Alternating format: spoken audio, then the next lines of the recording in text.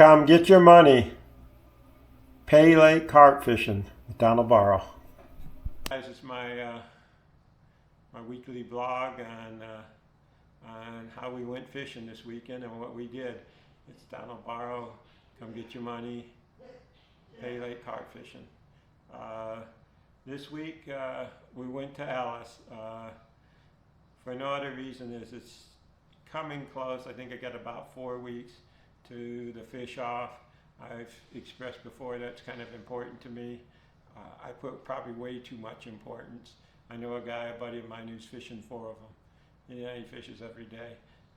I fish on the weekends, and so it's kind of hard to get those numbers to qualify for a fish off, but I've done it now for quite a few years, and my home lake is Alice, so I've got the numbers in, but now I'm fishing it to learn. Honestly, in the back of my mind, I do that every time. I like to learn about new flavors.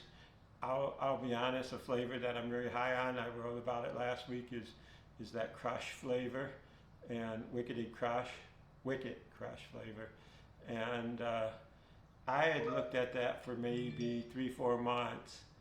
Yeah, this big orange bottle, thinking maybe I'll buy some orange crush soda and make orange rice. And to be frank, I haven't done a lot of rice this year. And if I'm going to make rice, I'm going to make it strawberry or grape. So I didn't see that. Reluctantly, I pulled it down and I put it into some oats, and it turned out magical. I gave it to a guy to throw at Curry's Carp Lake, and he was all over him.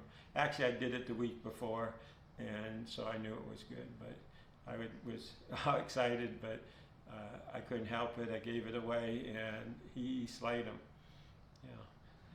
Now I understand people are trying to find it. I hope you can. If you see it, you should buy it, because it's really good right now. Will a month be great somewhere else? Who knows? But you make those little. I've talked about some other flavors. Ghost, been real impressed with. I haven't used a lot of it, but I will use marshmallow in grits. That's one of my favorites. I actually found that out last year. The triple threat that I used worked great. The Blue Magic I used in rice, just like I said I wouldn't do, and it's worked great. I used up the last of it this weekend, and I'll tell you, they're meant to not go on a tangent and tell you. So I go to Alice, I got the #1 draw, and it's like, boy, I'm going to the backside and I'm going to fish, the corner spot that I fished the week before, and we took about 30 fish.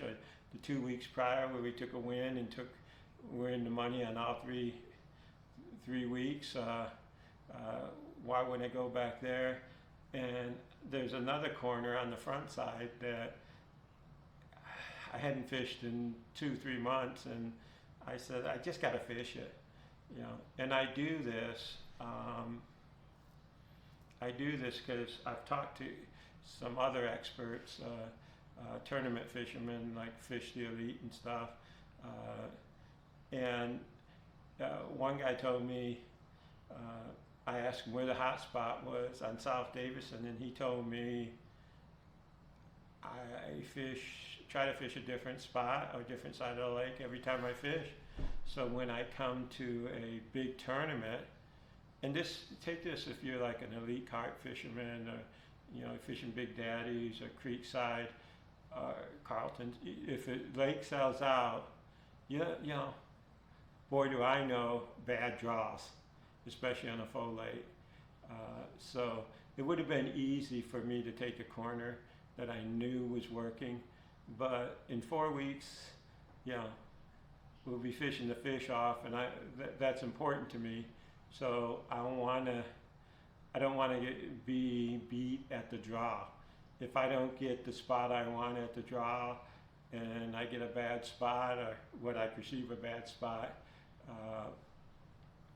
I'm beat right at the draw. So I'm trying all sides of the lake so that I can have the confidence to fish that spot.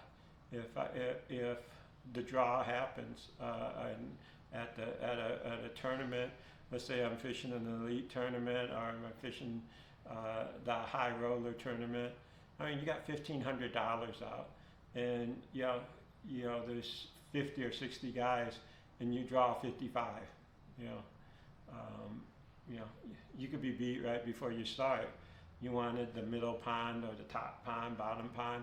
You wanted this corner in the middle, and all of a sudden you're where you've never fished before. And sure, you're going to throw out and give it a try, but if you fish a lot, the advantage of being local to a pond is you don't waste 2 hours throwing around. I threw at a spot I hadn't fished before at Creekside, and I threw to the rope. I threw 4 or 5 rods that I had, and I put them all on the rope. I'm like proud of myself, zooming them out.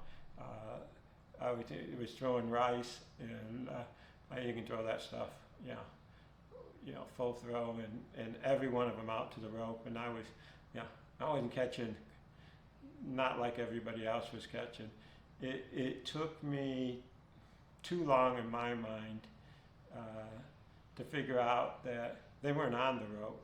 They were on one side. Let's say to my left, they were on the rope.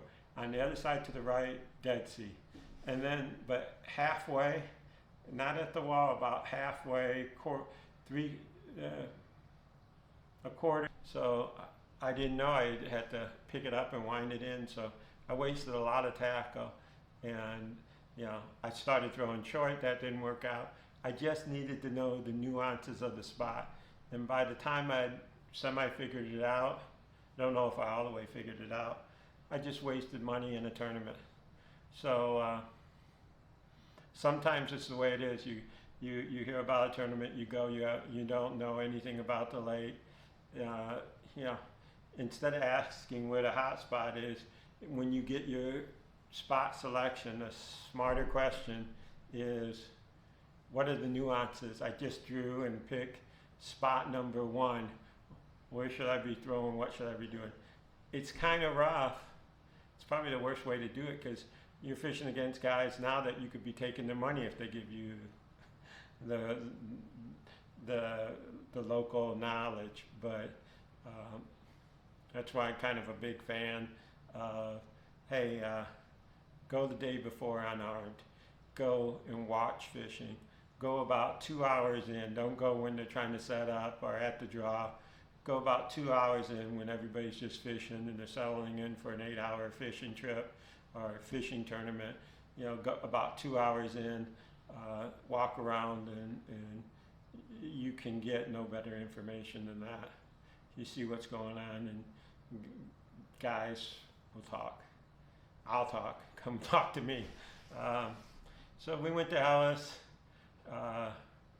I took a corner that I hadn't fished in at least 2 months, and just before we started fishing, we had actually packed the bait. It's like 3-4 minutes to the buzzer, and the skies let out, and we're in a huge rainstorm. And not only did it get our bait, it splashed everything. It caught us totally on. In fact, it was thunder, lightning. I stood under I stood under a bait station, and I was like, not worth going out there. Going to be fishing for 8 hours. I had a raincoat. I put a raincoat and everything on, but with the lightning, it's just not the case. You shouldn't. I didn't want to chance it.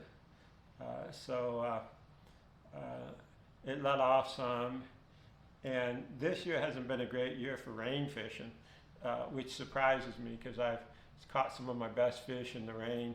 But while I was letting off, guys that had thrown out, they started catching. So of course, I was desperate to get any bait I had that wasn't wet out.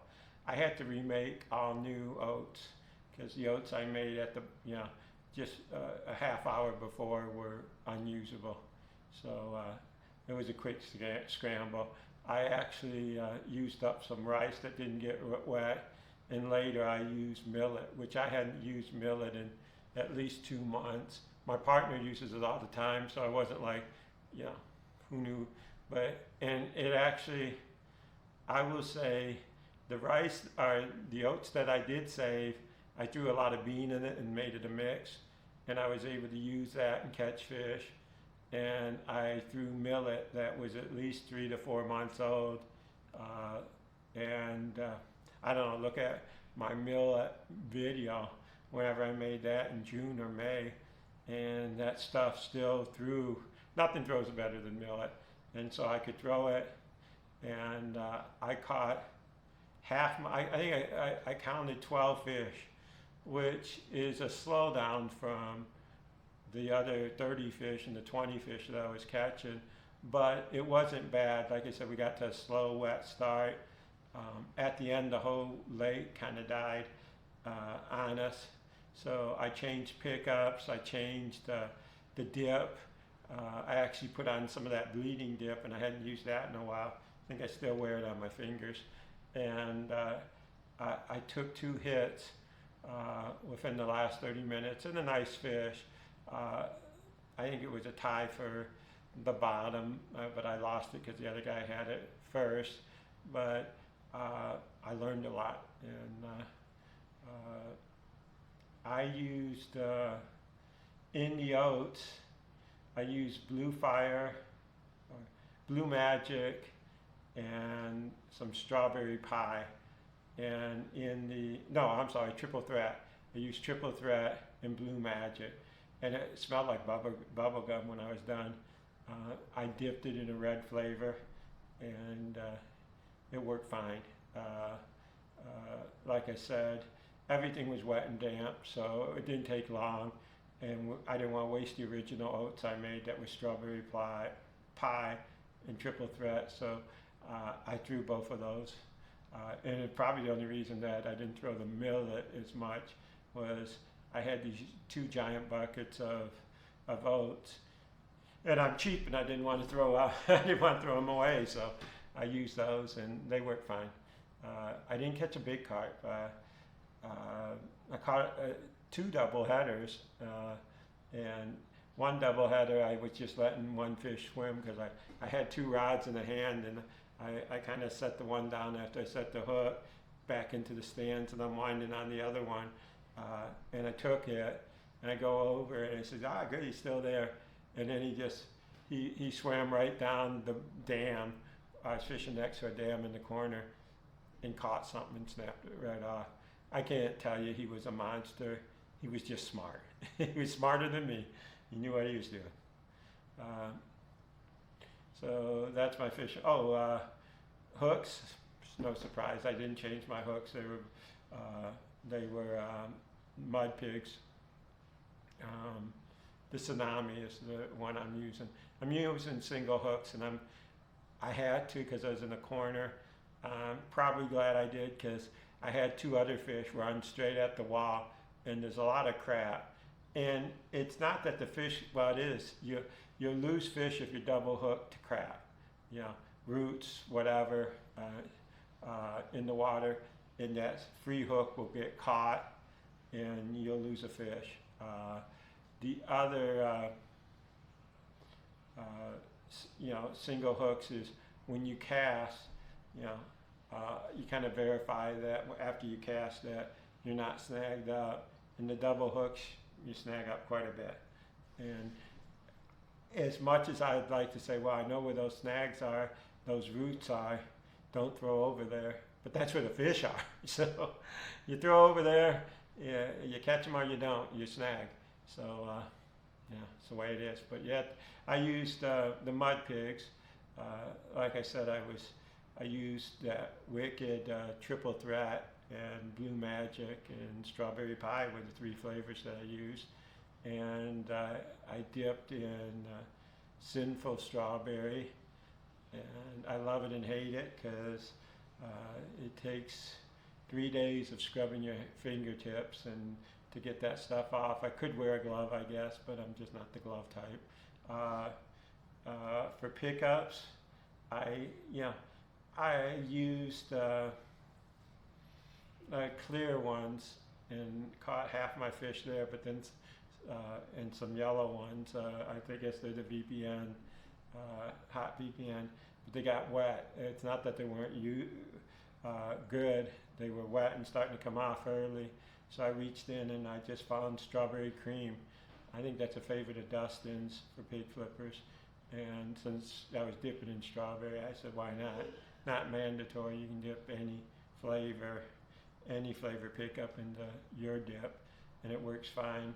Quite frankly, I think I've said it before, I like pig flippers kicks for the properties that they stay on. They're easy to put on, but you dip them and you throw them out. And if you don't catch a fish, it's been out there an hour, you wheel it in and you see the pickup's still on. The pickup did its job. Better it comes in with a fish on it, but they were doing that, so pretty happy about it. So that's all I got this week. Weekend report, I'm sure, post more. I'm enjoying it. Want to get better at it. I got a filter on the light. I have no idea what that's going to look like when I'm done recording, but I'm giving it a shot. Thank you guys. Appreciate it. And do the like support thing, means a lot. I'm like 130 away. I was like, holy smokes, I didn't even realize. And views have been tremendous. So I thank you for that.